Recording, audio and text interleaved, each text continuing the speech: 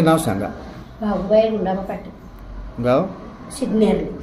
तुम्हाला त्रास काय होता आणि कधीपासून होता? मला आता 8-9 महिने झाला त्रास होता. म्हणजे ठार बसायलाच खाली येत नव्हतं, खुर्चीशिवाय बसायला येत नव्हतं, उठायला बी येत नव्हतं आणि आंघोळची बारडी बी मला घेता येत नव्हती. उठाय बसायचं नव्हतं म्हणजे नेमका तुम्हाला काय डॉक्टरांना दाखवला का नाही तुम्ही? दाखवलं की दाखवलं, तिने काय फोटो काढला, ऑपरेशन करायला लागते म्हणलं. काय त्रास होता जरा असं तुमच्या पद्धतीने सांगा.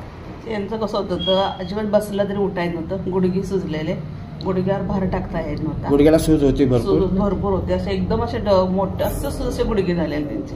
आणि अजिबात त्याच्यावर भार टाकले तर पाय म्हणजे खाली पूर्णपणे सुजायचे, त्याच्यावर भार पडला की त्यामुळे त्यांना अजिबात उठायला पाय वर उचला येत नव्हता टाकून. पायरी जरी चढाई झाली बारकी तरी त्याच्यावर उचलून पाय त्यांना ठेवताच येत नव्हता.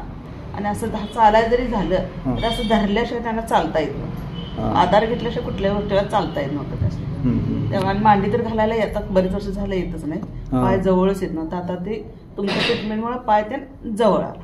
पाय जवळ आला? तुमचे पाय पहिला जवळ येत नव्हते? नाही नाही, अजिबातच येत नव्हते. पाय तरी 10-12 वर्ष झाली पाय जवळ नव्हता, लांबडाच होता. असं खुर्चीत बसायचं ना, खाली बसलं तरी ह्याची मांडी घालायची, डाव्या पाहिजे, उजवा पाय लांबडा करून जेवायचं. येतच नव्हतं. मी कुठल्या कार्यक्रमाला जायत नव्हतो, लाज लावून द्यायची, मी का नाही बाई मला जेवायला बसा येत नाही, कोणतरी मेला असं जाते जावा की बोलवा, मला का बसा येत नाही बाई तूच जा. मी घरात बाहेर कुठं जायत नव्हतो. मग आता मांडी घालायला येत नव्हती, तो पाय जवळ यायला लागला.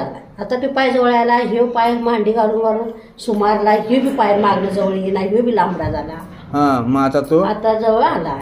आता 2-3 डावात आता आलाय जवळ. मला चालाय, आमची पायरी मला चालायला एक उतरायची होती, ते आता मी जिन्याच्या चांगल्या 20-40 पायरी करच्या चढून खाली उतरतोय.